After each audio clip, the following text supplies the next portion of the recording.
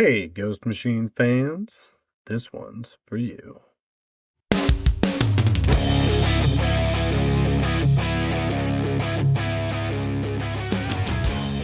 Welcome to the Ghost Machine Fans Podcast. The world of Ghost Machine is on fire with exciting new 2026 announcements, so we thought it only appropriate to respond in kind with a fantastic superstar guest interview. I'm Nick, and as usual, I'm joined by my better half, Becky. My dear, would you like to tell us about our esteemed guest? I would be absolutely delighted to. All right. Our guest began his career as a columnist for the legendary Wizard magazine. On their second issue, was a college intern starting with issue 20 and joined the staff with issue 24, eventually taking the helm of Editor-in-Chief. He was quintessential in how Wizard influenced the industry. From 2008 to 2020, he was an editor for DC, working on every flagship and iconic title you can think of. He's been working with Jeff Johns, Gary Frank, Brad Anderson, and Rob Lee since Mad Ghost, editing Geiger, starting with issue 3 and Junkyard Joe before joining the team officially at Ghost Machine in March of 2024. He's also an adjunct writing instructor for UCLA. It's the current editor-in-chief on all of Ghost Machine's amazing titles, Brian Cunningham. Welcome, Brian. How are you? Hey guys, thanks so much for having me. That introduction almost sounds like someone else in a way. It's just I'm like, who are they talking about? All the superlatives and adjectives. It's just very very kind of you. Of course. And very, very true, all of it, which is why we're so ecstatic to have you on the show. We're ecstatic to get this chance to interrogate you. I can tell you, as a 90s comic book kid, I remember vividly when Image came out, and I made all of my collecting and buying decisions based on Wizard Magazine's recommendations, much to my parents' chagrin. So, ecstatic to have you here. Well, that's very flattering. I mean, we worked hard to, we went into our Wizard laboratories and finally curated every comic that was coming out. Indeed. And the biggest challenge, Becky, is they had a top 10 list every month. Okay. And so if you're, 9, 10, 11, 12 years old and Image Comics is coming out and Valiant Comics is new and special, you think that those are the 10 comics you have to obtain. And as soon as you get all 10, the next issue of Wizard comes out and the top 10 is different. And it's very stressful. So that's what we all went through back in the day. But I think it was an amazing time to be alive where the internet didn't exist. In the capacity that it does now. Like we had, dial-up modem in the 90s. We did. Yeah, that's true. Very cool to be a part of that magazine, Brian. How did you end up there? I shopped at a store. Yeah. I shopped at a comic book store that was owned by the Seamus family. And the manager of that store was Pat McCallum. And Pat and I just clicked. We talked comics all the time. All of our reference points were similar. In the Venn diagram of my tastes and Pat's tastes, there was a lot of overlap. And Pat was kind of the lifeblood of the store because he engaged with everybody who came in. He would recommend comics that I never would have even given a glance to. And they were great. And I'm grateful. And a lot of those comics I still have in a long box downstairs in my basement. I mean, some of them were really great. And so we just connected really well. And the store wanted to do a newsletter. And Pat had asked me if I wanted to contribute. So I said, sure. And I think they wound up doing maybe 2 newsletters. And then suddenly, then he came to you, we're going to stop the newsletter and we're going to make a magazine. I'm like, what? It seemed like just a giant leap. Like, oh, a magazine? Yeah, we're just going to, it's going to be articles and a price guide and it's going to be great. I'm like, okay, sounds great. And then with the second issue, he had asked me if I wanted to contribute a action figure column, and I did. I figured, sure, why not? I mean, how often in my life am I going to get asked to write a column for a magazine? So I kind of, I did that, and I thought, oh, okay, well, this will be fun for a few months until the magazine folds, and I'll figure out something else. I mean, I did it for fun. I think I got paid. No, I know I got paid $25 per column when I started. So that was a paying gig, and I just it was fun for whatever how long it was, and then the magazine actually took off. When Image formed, that was kind of in my mind, that was the turning point of the magazine, because we had an amazing access to all of those creators. And we got first looks on everything. I mean, we were actually, Garib Shamus was present at the, at the big gathering, I think at Mark Silvestri's beach house or something. It was crazy.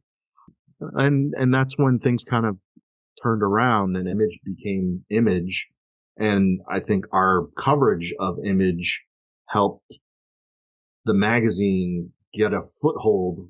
Whereas prior to that, the Marvel and DCs didn't really take it seriously. And the magazine wasn't really lighting the world on fire. So it really was Image. And then Valiant came into play, and suddenly there was this independent area in the comic book industry that gave us a lot more access to what they were doing than the Marvel and DCs of the world. And of course, Marvel and DC were huge, but we could only cover so much based on what we were given access to, which wasn't much. So Valiant, Image, and the books were great. I mean, they looked amazing. And Valiant was kind of not Image in that it was very story driven as opposed to art driven. The story was priority with those. Whereas Image, it was definitely the art, because the superstars were the artists. So that was an interesting balance in the business at that point in time. And Wizard benefited from that enormously. And then it stuck around. It didn't go away like I thought it would. This will be fun for a bit. But, and then,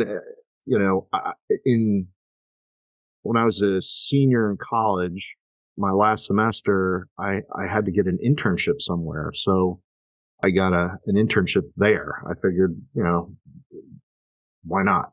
But so I kind of got into all the editorial stuff. The company was expanding so fast and growing so quickly. We were doing more special issues, in addition to the Wizard, the core Wizard flagship. We did a Death of Superman. We did one on the X-Men. We were getting ready to launch a collector's sports look, which was focusing on the sports card market. We were doing something with retailers, entertainment retailing. We were just doing a lot of things. We even were dabbling in the convention area even then, because we helped. I think we were a co-sponsor, or we were heavily involved in the Philadelphia Comic Fest in, I think it was November of 1993. Anyway, the company was growing, and they needed more content to fill all these things. So I stayed there. I would go to class in the daytime, and then I would go there. Whenever I wasn't in class, I was there, and I would stay. I would write until 2 a.m, and then go home, and then a few hours later get up and go to class. And that was what that last semester basically was for me. it was crazy. And then when I graduated, I was hired full time to be their news editor, and that was fun. And I was still writing whatever I had time for. Honestly, I mean, it was just such a freewheeling place where, like, there's one night, Pat and I, we shared a very small windowless office, and Pat, I want to say it was like 10 o'clock at night, which was not unusual. And he would turn to me and he said, for our year-end issue, what do you think about doing like a 300-page issue? And I'm thinking, that's like a third more pages than anything we've come close to doing. I'm like, yeah, sure. Well, why not? And then, yeah, okay. And then suddenly that was it. That was the plan. So our first big year-end issue, it was issue 29, I think, which we just decided, let's make it 300 pages. And it was. And we filled it. And that was a process because, like, we're still 20 pages short. What do we fill it with? And so we're like, we just jam on ideas like, well, what about we interviewed this person or that person or whatever, whatever. It was pretty much fly by night. We had no idea what we were doing, but we had this magazine, we had to fill these pages, and that's what we did. We just we learned on the fly because we didn't know what we didn't know. It was really, everybody was young. All of us were kind of finding our way through the dark in a way with a lot of this stuff. And then the magazine became Wizard, it became this thing that, it sold more than most comic book series, which was just so bizarre to me.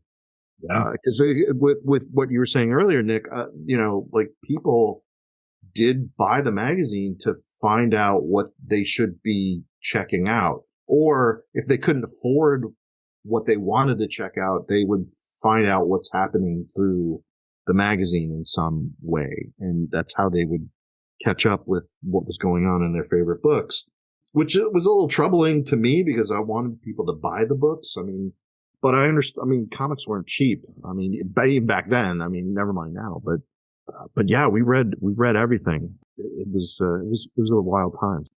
This era you're describing is a very, very happy time in my life. So it's pretty great to hear about it. So you said it's freewheeling. Sounds like maybe there was some antics over there. I heard that Pat McCallum was potentially sometimes a prankster. Like, can you give us like your best Wizard prank story? Well, not the potentially. He was an absolute prankster. I mean, oh my gosh. I mean, the things that he would do. I mean, let me get out of the way first and foremost, that there would be no Wizard without Pat.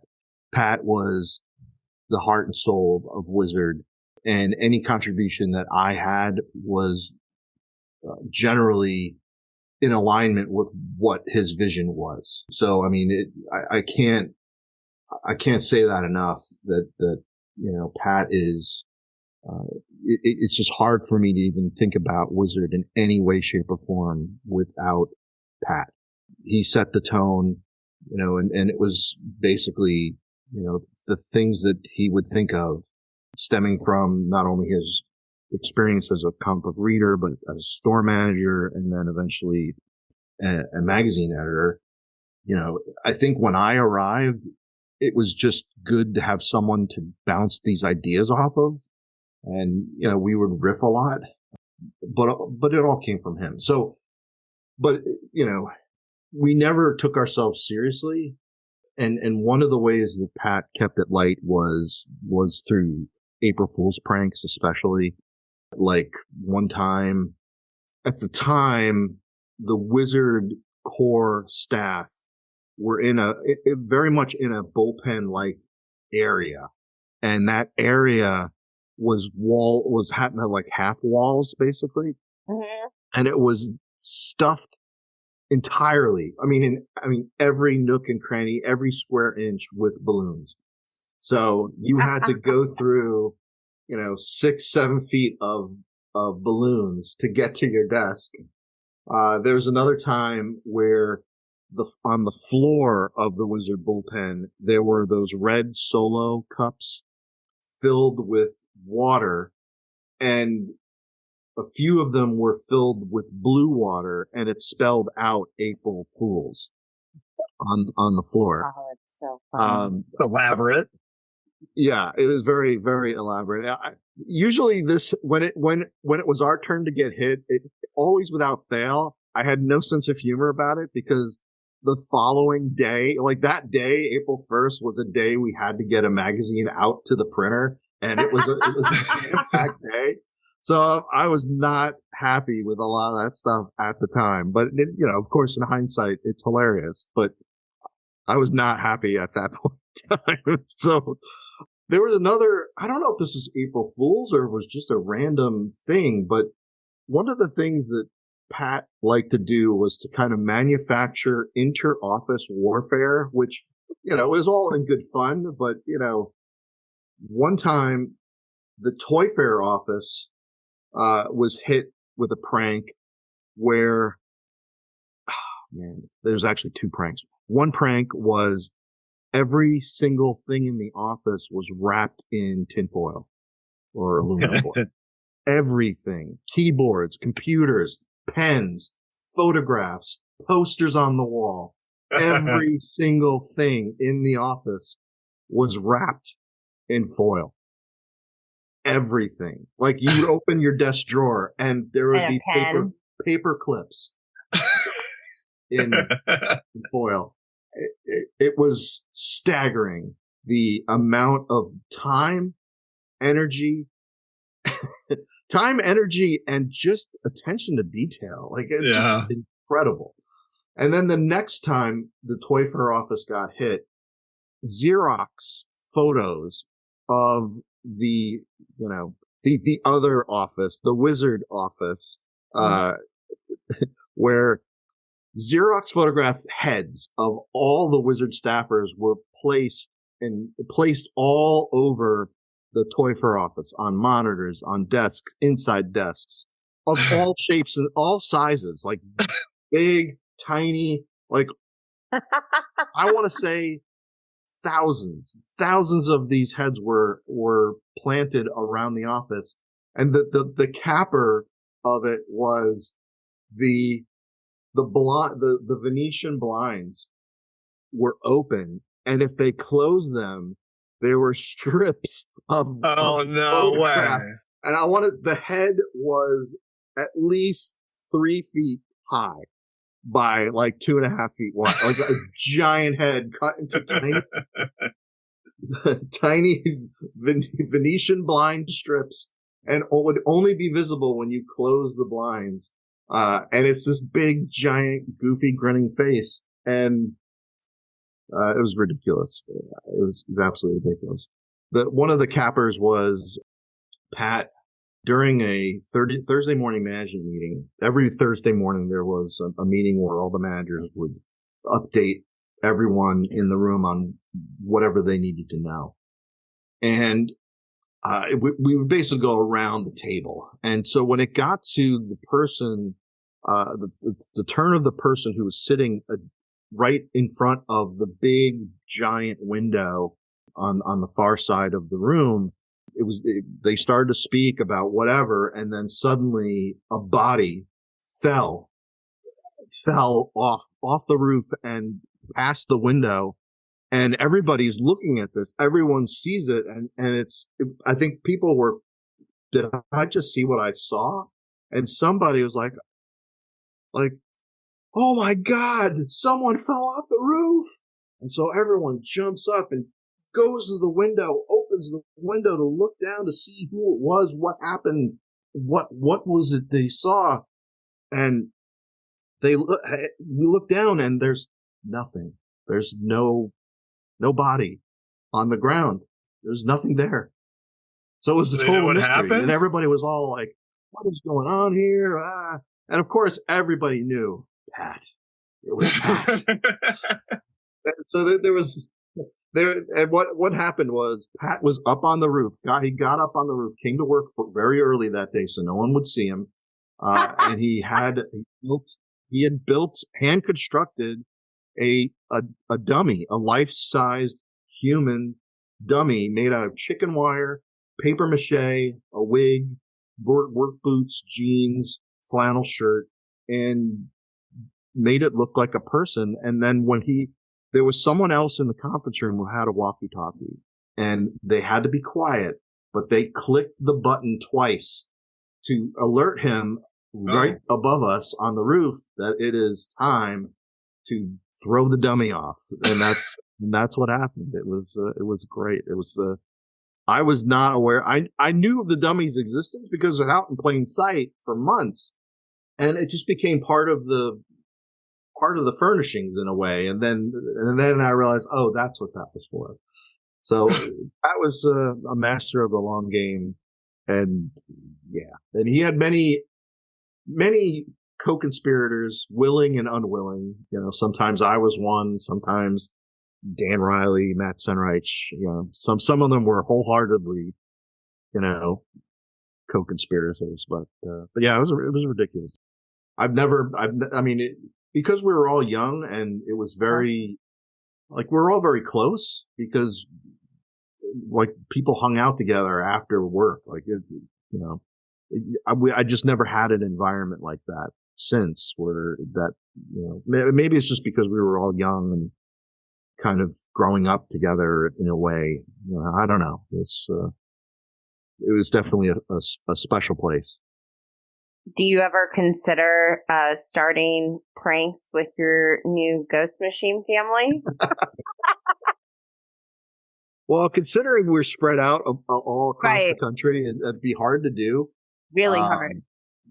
I would say never, but I don't know. It seems like we're too old now to do that sort of thing. I don't know. So you were editor at Wizard. Obviously, you learned a lot there, but for some of us who don't know, what is the editor's role in doing a comic book and what's unique about it? Because I think, for film, it's splicing stuff together. I don't know what it is for film, but walk us through what you do with comics when you edit. Editor is kind of it's a weird catch-all term for comics, and I don't know if it quite captures all the myriad things editors do in comics. And everybody's different. Everybody plays to different strengths. But for me, it's you're a story editor because you're reading a script or a plot or an outline, and you're giving feedback. You're also an art director in many ways, where you want to make sure that the panel to panel storytelling is clear. Or if there's a continuity error, you're a continuity cop in some regards. You have to know art theory. If color, for example, if there's a panel where there's a very important bit of information that has to stand out somehow. And let's just say for argument's sake, it's a book on a table that's important, and the title of the book has some relevance to the story, and the intent in that panel is to make it clear that you want to look at that book. You don't want to prioritize anything other than that book. And if the background is colored red and the book is colored red, or red tones, it might not necessarily jump out at you. So you might want to reconsider, the coloring of that. So, and other times it's, you play therapist. I mean, a lot of times, especially when I was at DC, a lot of the people you work with are isolated. They work alone. They don't go to an office. They don't interact with a lot of human beings. And a lot of times the editor is the only point of contact that they actually have to a live person. And you would talk to them, and, they would, sometimes they would unload concerns or stresses or, and a lot of times it's related to the job that they're doing, but other times it's not. And you kind of have to be able to work through some of that stuff and just try to assure them, or, sometimes you have to be a truth teller and, kind of tell them what they need to hear. But that's, I don't know if that's not in the written contract of what your job description is, but it becomes it in a way. At Ghost Machine, I'm very fortunate in that I get the opportunity to work with people who know what they're doing. Like, they are pros. They are masters of their craft. And a lot of the things that I would have to do at DC, I don't necessarily have to do, and if it happens, it's very infrequent. Sometimes I would say the continuity part might be important. Like the color of the color of one object on page 7, we colored it a different color on page 3. Which one is it going to be? Is it going to be what we colored on page 3 or 7? And we make that choice. I mean, that happens from time to time, but generally, an editor is kind of involved in every facet of production, from the script phase all the way through getting it to the printer. In a way, I don't know if this is more appropriate, but it's almost similar to a movie producer in some regard, where they're involved in a lot of the different phases of filmmaking. In fact, when I was at DC, there was conversation, and it ultimately didn't go anywhere, but there was conversation about changing the title of an editor to producer. And a lot of that was mostly because at this point in time, we were in Burbank. It was after the move from New York to Burbank. And we were very much in the Warner Brothers culture at that point. And Warner Brothers understood what a producer is. Like, they know what a producer does. But when you say comic book editor, they have no idea what that means. Yeah. And they just didn't understand the role, but they did understand a producer's role. And there's a lot of overlap with those two. So, but ultimately they decided not to. It would have been weird if they did. That would have been a seismic change, I would think, to the credit box. There you go. But that makes a lot of sense, because Warner Brothers mainly deals in film. So what they're thinking is, like, the editor for a film is splicing stuff together, sometimes fixing words, or, like you said, continuity. But a producer works in that and also does all these other things and is talking to every single part to make sure the project comes together in a whole. So yeah. It makes sense why they would say, like, well, you're really a producer. I'm pretty blessed in that in my particular role, I have the opportunity to really work directly with everyone in the company. Not every creative team interacts with other creative teams.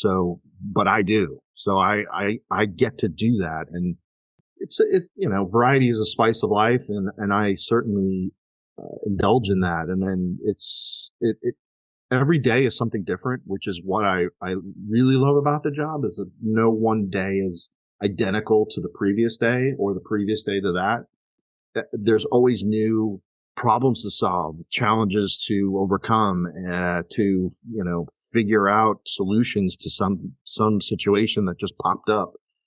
Things move fast in publishing, and once you finish an issue, you're already in the middle of the next one. So, it's just a constant, constant forward motion. And I don't often look back, because it's just, because you have to keep looking ahead, and, because the trains that you're kind of on are always moving. They don't often stand still. So and that makes it fun. I mean, it makes it interesting, and I like that. I would naively assume that at DC there were a few more trains a moving for you on a day-to-day basis, just on the sheer number of titles that you were managing. And you said another difference was essentially the conversations you would have to have were somewhat different. So we always ask everyone at Ghost Machine, what are the main differences for you between working with a large corporate entity like that and an independent like this? I mean, you guys still have plenty of comics, and I know there's plenty of trains, and you're super busy, but how much does like the corporate everything not play, not influencing your day to day benefit everyone on a creative level? Well, I can only speak to my time at DC. I can say the biggest difference between working on work for hire corporate owned characters versus creator owned characters at DC, we were more stewards of the characters. We were protecting characters on behalf of the company. Like if we knew, for example, that let's say writer X really wants to do this really wild, outrageous, certain to get a lot of attention plot line, but as the editor, I knew, yes, that would, in the short term, would definitely get us a lot of attention and sales. But I also had to think in the long term, like, okay, well, we do this thing. Where do we go from there? And can we still be doing this character 5 years from now if we did this? Because in essence, that character's stories are designed to never end. I mean, sure, series get canceled because of low sales or whatever, but in the moment, we have to think the series exists. It could turn around. It could sell more, and hopefully it will sell forever. And we have to be mindful of the creative choices that are being made. And, we have to just be aware of when a creative risk is potentially, a creative boon. Like if we do this, this could steer us. This would give us 10 years worth of stories to explore, like that's an exaggeration, but like, wow, this is something we had never really thought of with this character. Let's do that. Or is it potentially detrimental to this character where you do get a short-term boost, but where do you go after that boost is gone? And do you have anywhere to go with it? And then there are things that come up all the time, like, when I was there, and I'm sure it still happens, hey, why can't Nightwing marry Batgirl? And it's like, okay, let's explore this. But 5 years from now, where do you see this going? Like, yeah, locks you in on a certain path. And it's never say never. I mean, maybe that's the greatest idea in the world, but when you only have like, okay, and we could do this for a year. Okay, well, what about after that year? Where do you go with it? And I know that example is a particularly divisive one, I think, among fandom, because I think so many people want to see it.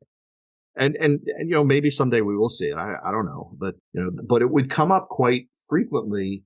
And I don't think the answers that we were given were ever really satisfactory to us. And I say that, I edited Nightwing for a little bit, and I won't say that ever came up, when I was editing it. Being on staff, you hear it all the time, like, so-and-so pitched the wedding again. And it's like, oh, okay. So, someday it might happen. Who knows? But in independent comics, it's a very different mindset because these are creator owned. So like me as the editor, I'm not going to be telling, Jeff Johns or Brad Meltzer or Pete Tomasi, oh, those characters wouldn't do that.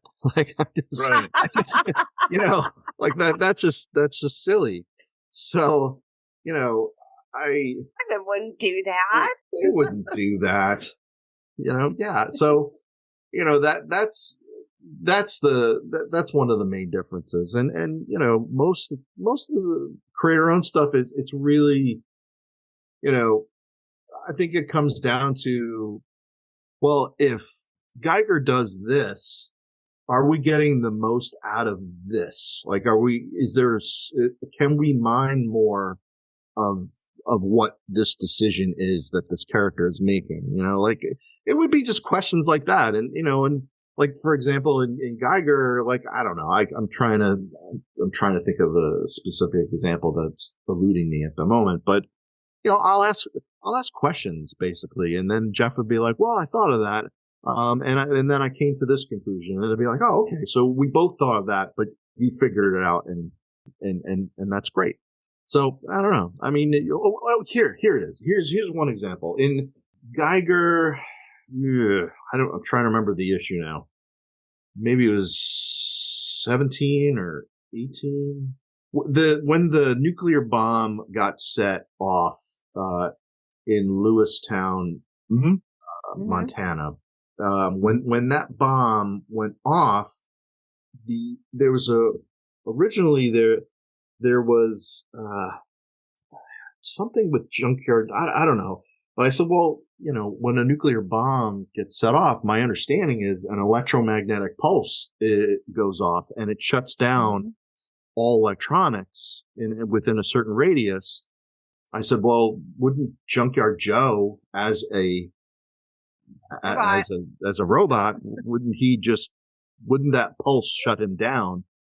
And you're like, yeah, well, let me think about that. And then, the next draft of the script, the Junkyard Joe aspect of that story changed because he had him, Junkyard Joe got suddenly shut down.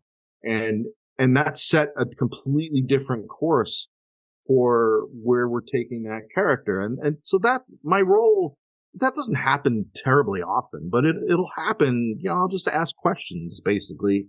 And it allows the writer to let that marinate, and maybe they'll disagree and be like, no, it's a good question, but I don't think that's really relevant in this case. And that's their prerogative. And I'm totally fine with that. That's cool with me. I mean, it's their character, their story. My role is basically to allow them to tell the best version of their story. Not allow them, but basically just ask questions to make sure we are getting the most out of this stuff. Luckily, I work with writers that kind of anticipate a lot of this stuff. Like Jeff is just a very good planner when it comes to the series he writes. And yet he leaves room for improv. Like I think sometimes he has like a roadmap of where he wants to take it, but allows himself to take tiny detours here and there as long as we get to the destination he set out for. Sometimes the destination changes. The more he plots out a story, he might realize, oh, well, actually this totally changes its ending. And now it's a lot cooler because it just opens up other character avenues that I hadn't considered previously. And that's awesome. I think that's the beauty of Ghost Machine, in that I work with master craftsmen who just are at the top of their game in the business. I mean, there's just nobody better. It's like I work with the all-star team in a way. It just sounds like when, nothing wrong about, being an editor for DC or corporate, but when you're describing how you're working with Ghost Machine, it feels like you're more stimulated creatively. Do you feel that way? And do you see that after work being like, oh, I've been thinking about, you get to be more involved in the character's progression versus saving what they're supposed to be. That makes sense? Yeah, no, it does. And there's certainly, and that's also the beauty of creator ownership, in that, there are no guardrails. I mean, if you want to do something really crazy and take a big swing at something, you can, and you can feel it out. Like, I'm reminded of Eric Larson on Savage Dragon is a great example of constantly taking big swings in his Savage Dragon series. Like, his first big swing, I think it was issue 75, 76. I can't remember. But he completely turned the series upside down, where Savage Dragon was transported to this alternate reality version of his world, where all the characters that we knew behaved and appeared differently from the previous 75 issues. It was called this Savage World, and it was so bold and different. And then, eventually he killed the Savage Dragon and had his son take over as the new Savage Dragon.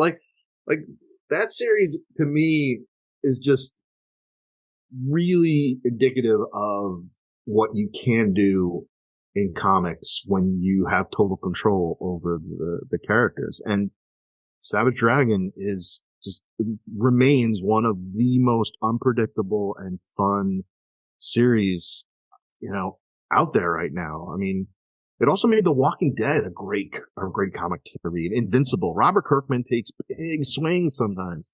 And I love that. I love that they're just unpredictable. Like Walking Dead, like he would kill off characters people adored. He would just kill them off with impunity. And it was not like a write-off death. It was like a really powerful, meaningful moment in those comic book series. And they stick with me as a reader. Like I'll never forget certain things. Like, I don't want to be a spoiler if you haven't read Savage Dragon or Walking Dead, but if you like creator-owned comics, you absolutely should read those because they are wild.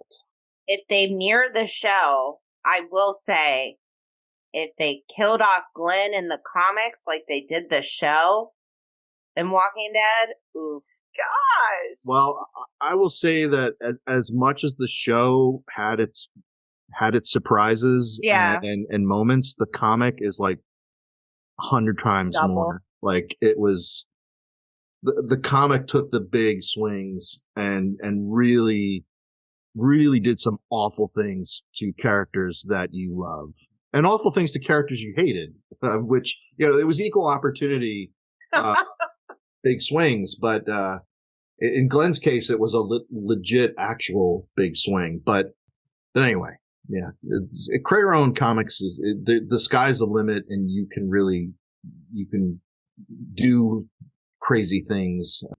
We'll see where that takes Ghost Machine Comics in the coming years. A few of those that you listed are rare examples of creator-owned comics that are ongoing for a very long period of time. Walking Dead, Savage Dragon, a handful of others. Most of the independent books that we see nowadays are 6 issues, 12 issues. So is it fair to say that while you do not correct Brian and Jeff and Gary and Yvonne, etc., now, in 5 years, is it possible that you might be saying, well, would Simon Pure do that, you guys? Because you've had enough of a mythos established from years of ongoing comics that like you'll kind of be not a steward because it is yours too, but like you'll be protecting it, the same way.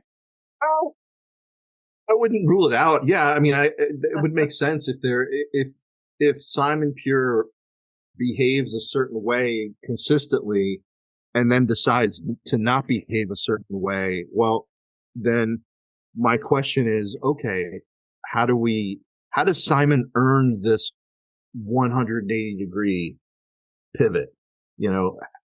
How does it not come out of left field in a confusing way as opposed to a surprising and enlightening way? And, usually, I mean, not even usually. I mean, Jeff thinks about this stuff all the time. I mean, he deeply thinks about these things. So most of I would be very surprised, if that happened between Jeff, Pete, and Brad. I mean, and usually Jeff in a conversation would be like, hey, I want to bounce an idea off of you. And then he'll bounce out whatever the idea is and he'll get my feedback. But every time he has thought this through a lot. So when he actually bounces it off of another person, he's been probably living with it for a while.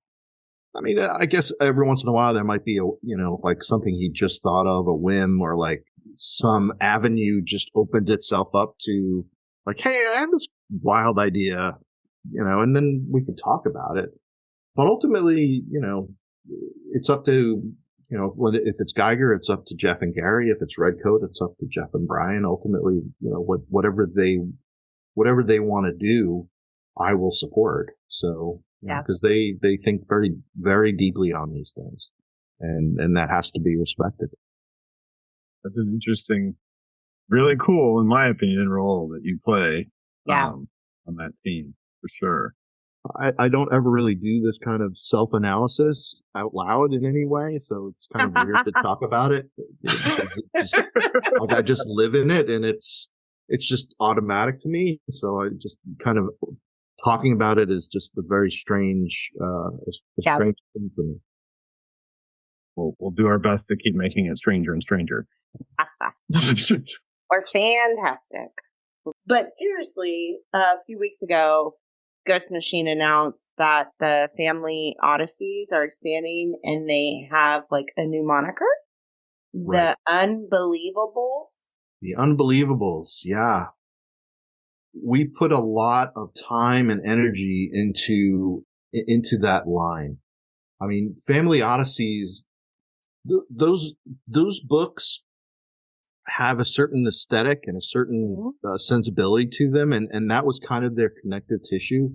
And yet in our minds, the two books did exist in the same universe, but we've not ever seen any connective tissue narratively in those two series. And we wondered, okay, well, how can we create more of an event without it, feeling like an event, to actually earn the event and have these two books actually interact with each other and make it clear that they exist in the same reality, in the same continuity. And how can we make it feel fresh by adding new stuff to it? Like there are other characters in this universe we haven't seen yet. So we spent, we spent a couple months really thinking about what kinds of characters would populate this universe, how would they complement the Rockefellers and Hornsby and Halo? Mm-hmm. How would they complement that aesthetic? And it's kind of like, like Goonies, E.T., the Spielberg Amblin kind of vibe, where it's not kids comics, but it's also, it's not R-rated or anything like that. It's mostly comics that I think are general audience to a certain degree, but can be appreciated by a very wide range of audiences, because, you can appreciate, like I can watch Goonies today and I still love it. It's still a really well told story with heart and meaning. Goonies never say die. Goonies never say die. That's right. So that was kind of the vibe we were going for, and we came up with all these cool characters that we might show little bits and pieces of to start with, but we also wanted to create a story worthy of getting the two existing books together. And so Jeff had an idea for a character called the $1 Trillion Kid. And the $1 Trillion Kid is kind of, I don't want it to sound trite and goofy, but it's kind of like, well, what if Richie Rich was created today? Like, what would that kid actually be? And it would not be anything really like the Harvey Comics character. He would be much different. And he also has a narrative drive, that forces him to interact with the Rockefellers in Hornsby and Halo. And it's an emotional, it's a powerful engine that drives that character to want to seek out the Rockefeller family in Hornsby and Halo, and others that, we're going to be introducing, over time. And everybody got involved. I mean, we had designs from Francis Manipul, Peter Snyberg, Yvonne got involved. He designed a few, And, we actually have a really cool universe now that was, we've only seen just two facets of it with Hornsby and Halo and the Rockefellers.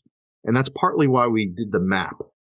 And the map was something Jeff really wanted to get across, that there are these characters that are labeled the Unbelievables, and the reason for that labeling will become clear in the $1 Trillion Kid issues 1 and 2, which bookend the crossover between Hornsby and Halo and the Rockefellers. They're really fun, and I don't want to say they're not serious, but they have gravitas and they have drama, but they're also kind of a little playful in some regards. Mm-hmm. Kind of in the same vibe of Hornsby and Halo and Rockefeller, where it can dovetail into very serious, but also it can dovetail into goofy a little bit. Yeah.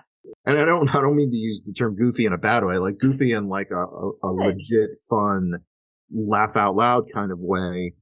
Like just seeing Rose Hornsby and Zach Halo interact with each other, the two personalities being so different. I could read comics with them all day, and they're funny. Some of the comebacks of Zach is, because he just sees the world very differently from Rose.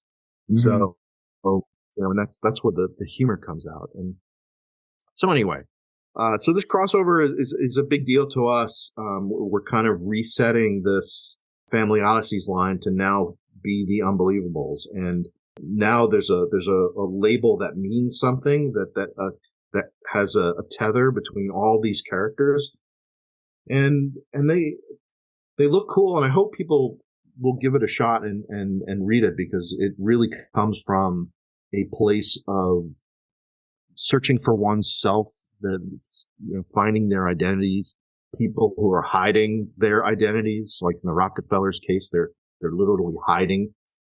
And also, Rose and Zach are trying to keep secret their true purpose, that they're the future king and queen of heaven and hell. And they're in some cosmic experiment of nature versus nurture, and how they navigate that. And that at the heart of all these characters is a really meaningful core of heart and emotion. So we're looking to expand that world with the new characters, and hopefully you'll see more of them soon.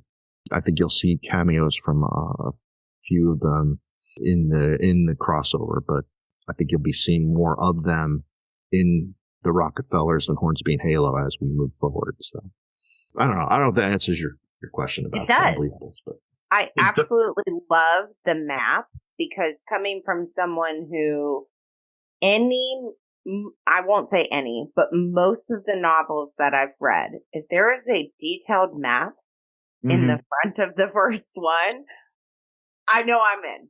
That means there's been time taken to create actual places, and I need to know where this person's from and connect the dots. So that map came out, and it tickled my brain in a really fantastic way. Yeah. And then that's the $1 Trillion Kid, the new character we're introducing, is kind of the nexus of the map. The map is really his map, and he is the one seeking out all of these characters who all have something in common, which you will learn in the story what that commonality is. But there is a point to the map. And for anyone who hasn't taken a look at that map in detail, and if you haven't seen it at all, Ghost Machine fans, you need to go look at it. There's all these pins on it. So other than Rockefeller's $1 Trillion Kid, who's in Michigan, which is appropriate, and because Michigan State's where Jeff went to school, and me, and Hornsby and Halo, there are several others. So there's Unbelievable Boy, The Dead Tones, Genie, Holiday Heights, The Curious Creatures of Dr. Moreau. There's one in Gatlinburg, Tennessee, one of my favorite places that says Invaders, y'all. And it's an alien ship, and it looks kind of like the Cracker Barrel logo. And there's even Mad Ghost, which is the actual old Mad Ghost logo. But in this, it's like a thing. So like I see this, and it's like the way I felt when I first saw the Unnamed timeline times like a little bit more, because all the logos are already here. Like to me, I saw this and I was like, whoa, like they're ready to rock. Like you guys have a lot coming. Yeah, and we also wanted to, much like in the Unnamed books, we have that timeline there's the Unnamed timeline spread.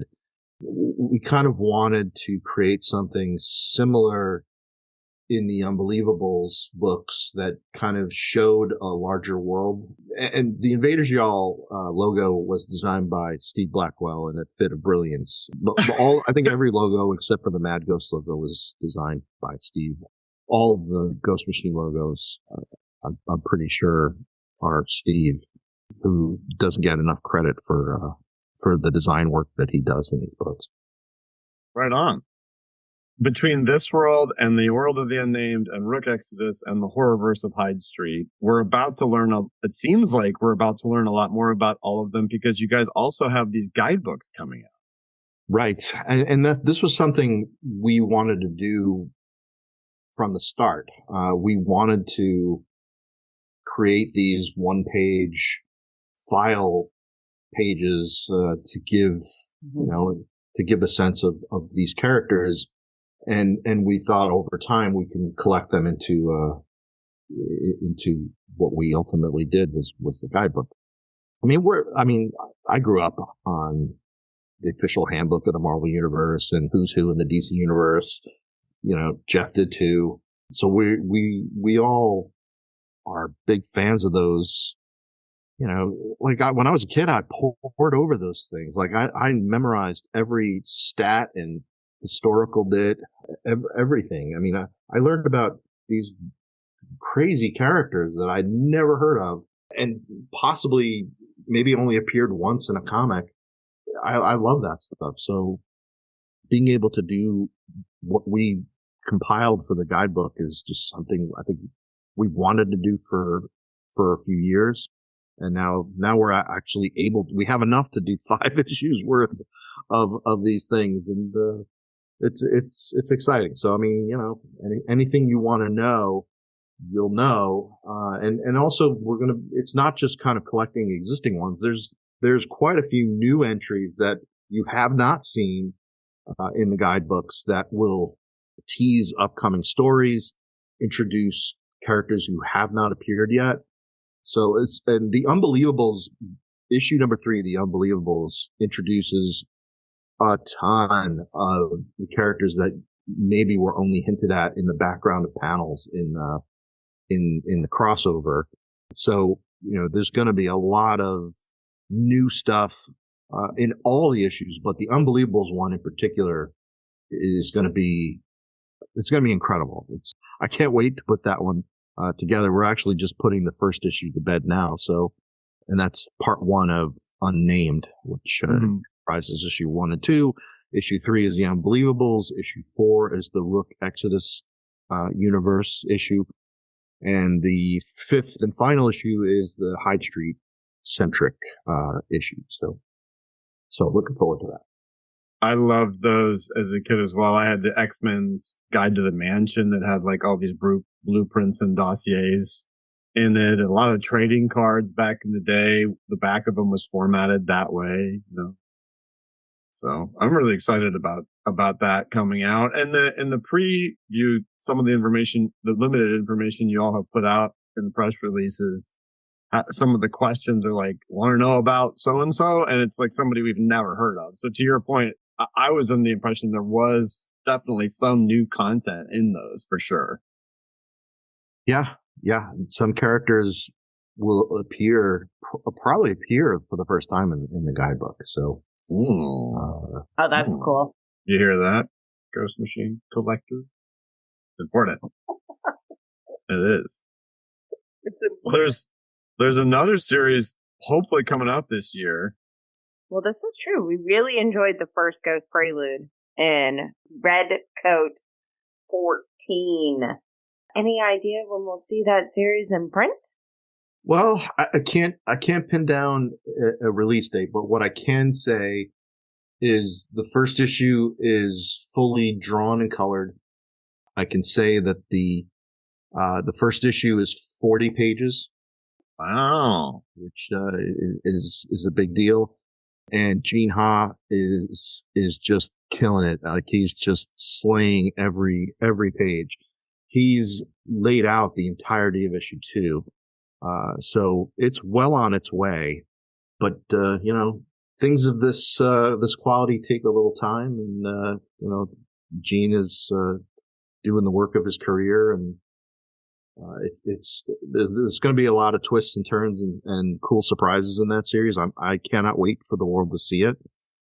So yeah, it's definitely a favorite, and Brad Meltzer's waited a long time to see this series come to be. So I think no one more than him wants to show it out to the world.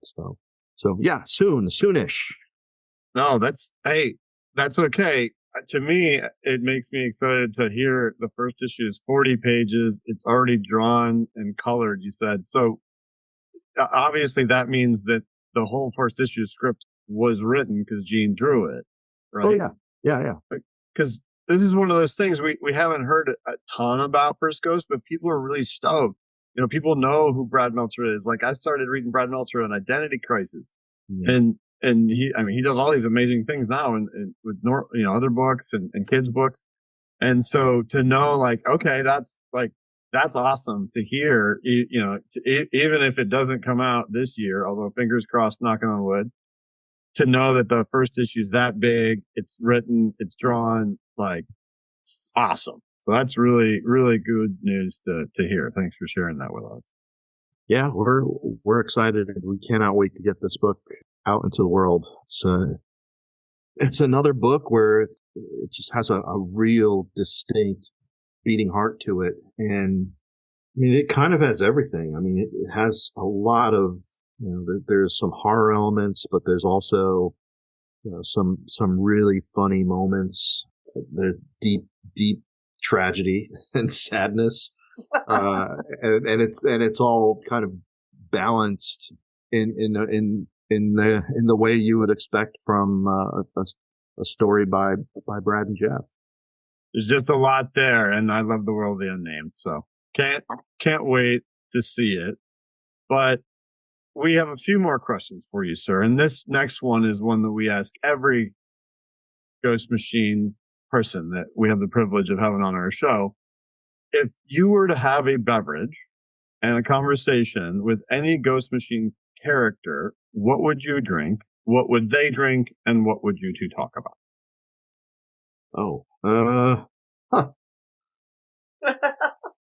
That is a good question. I'll be honest with you. My first instinct is Simon Pure, but I don't think he would give me the time of day.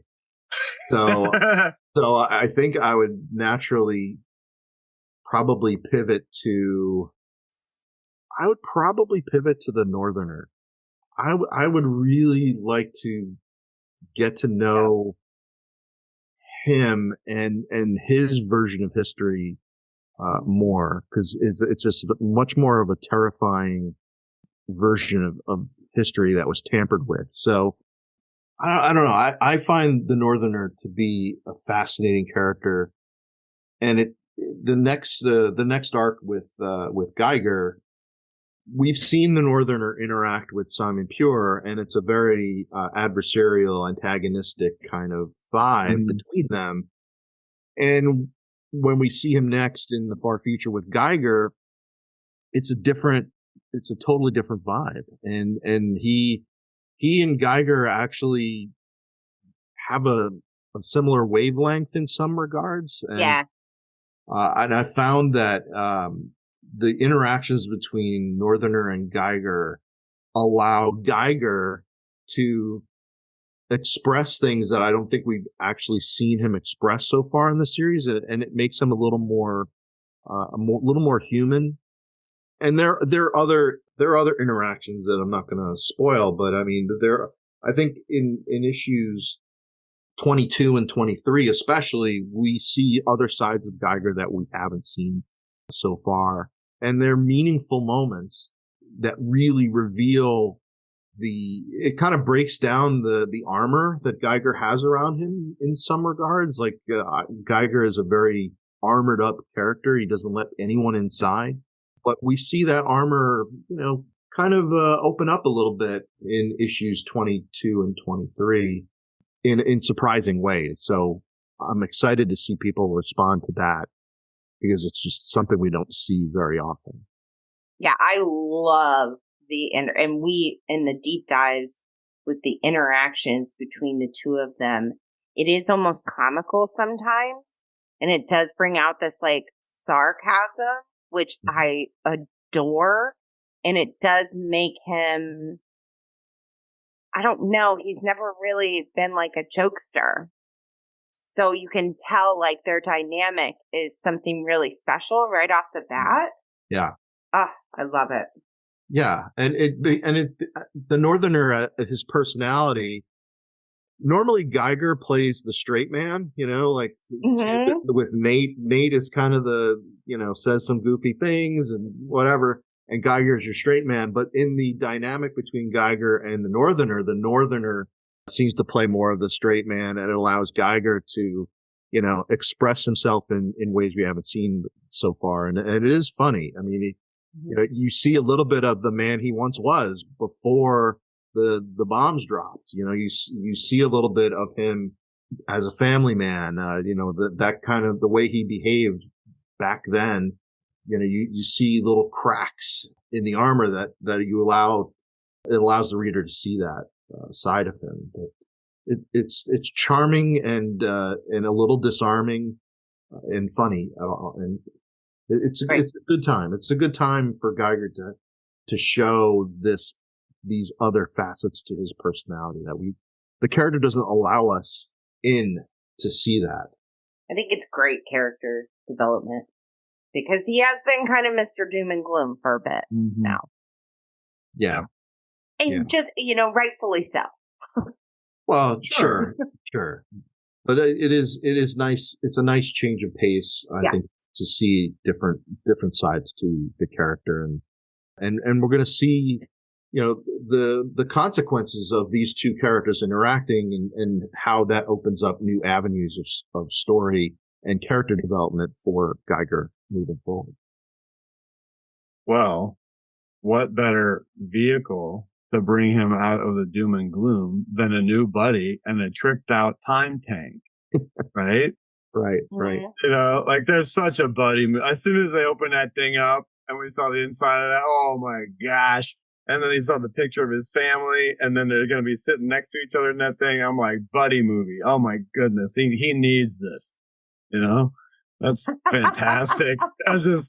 I loved that issue, man. It was so cool. That's the kind of stuff you guys come out of nowhere, like people aren't, nobody's expecting the time tank and that it's a Panzer, right. Right. So just so cool. Super, super. I imagine stuff like that, you play a big role in like making sure that the period is correct and the details of that and things like that. Very infrequently. Gary does a ton of research on his own.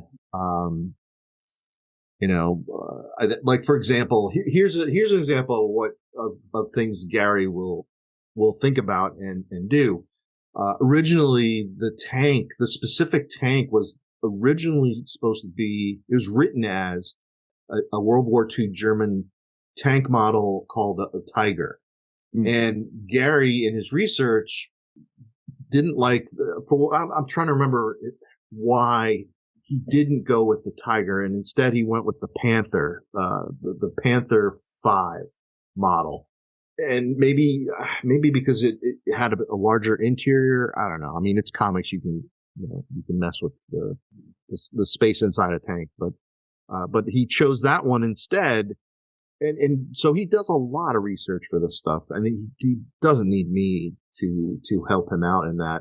I mean, I'd say one of the things we bump up against every once in a while in Redcoat is the American flag.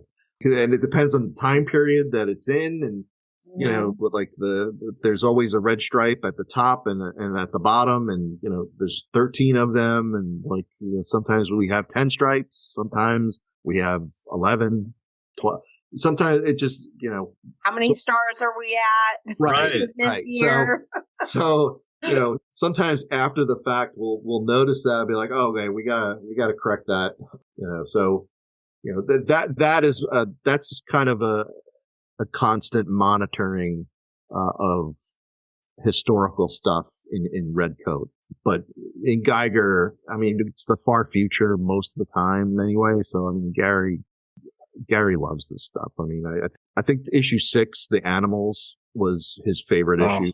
Got to draw all these animals. Gary loves drawing animals, and he's so good at it. So you can tell that he's just elated in drawing that issue with all those animals, and he's amazing. I mean, being able to work with Gary on anything.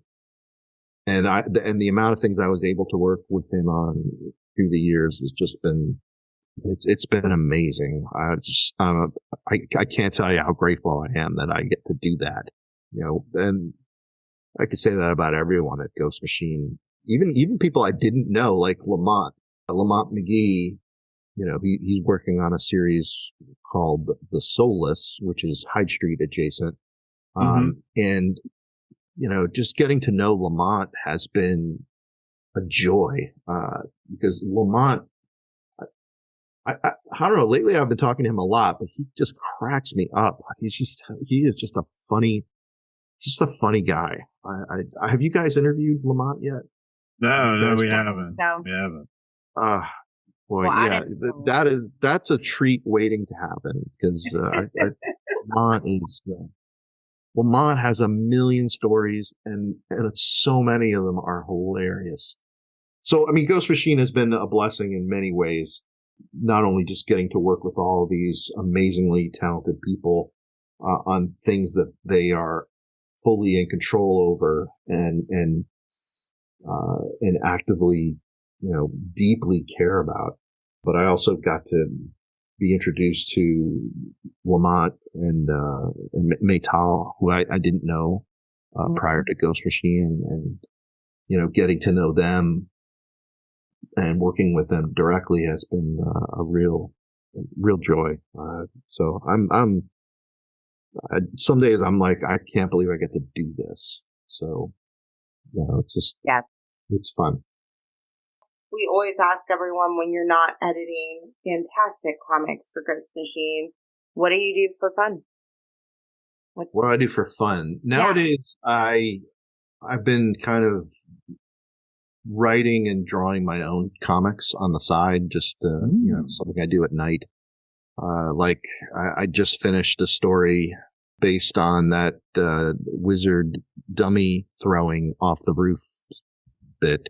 And that I think that was probably the pinnacle of pranks at that place. And it was just such a bizarre moment. So I wanted to capture what I knew of it, having experienced it, but also go behind the scenes and ask folks who were in the planning of it, you know, what happened? How did this come about? What was the planning like? What was the mechanisms and all that? So I just kind of made a little story about it. What I'm going to do with it, I have no idea. I didn't do it to do something with it. I just did it to do it because it was fun. It's a fun memory for me. So I want to do a few more of that, like wizard related anecdotal short stories, and I don't know, give people a sense of what it might have been like to be there. Because I think we projected at Wizard, you know, a sense of camaraderie and you know, fraternity sort of thing. Like, I don't know what you want to call it, but and a lot of that was true. Some of it was kind of a little bit of a little bit of manufactured stuff, like the way Stan Lee manufactured the Marvel bullpen to a degree, but there's so many things that we did that were true, and I kind of want to document some of that in a comic, which is what I do. So yeah, that's what I've been doing nowadays, basically. And I have a shop on Etsy.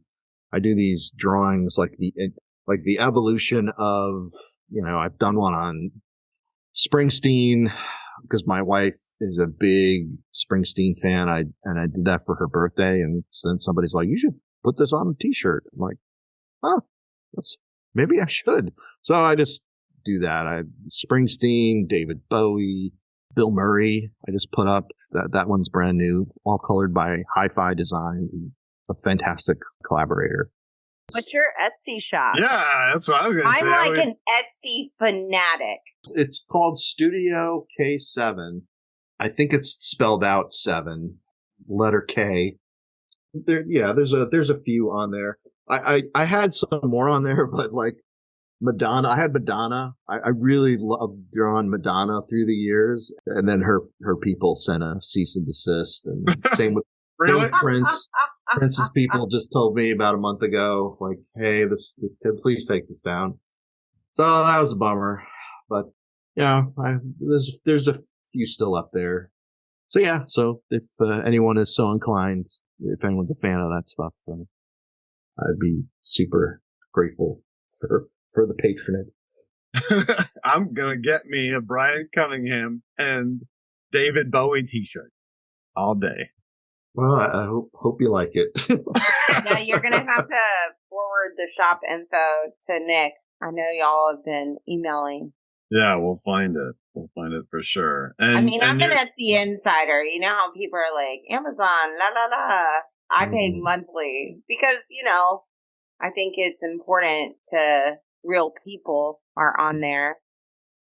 One other personal detail, you're an instructor for like UCLA too, right? But like an adjunct instructor because you're not in LA. Yes. I've been doing that since 2021, and I teach a very basic comic course, how to make comics, comics and graphic novels 1. It's the UCLA extension program. And it attracts a lot of different people. Some people just want an elective. Some people want to change careers. Some people want to learn a new storytelling medium, like if they are screenwriters or, novelists, like they want to learn how to make comics. So basically, the course covers a lot of the, just a lot of the fundamental stuff. So,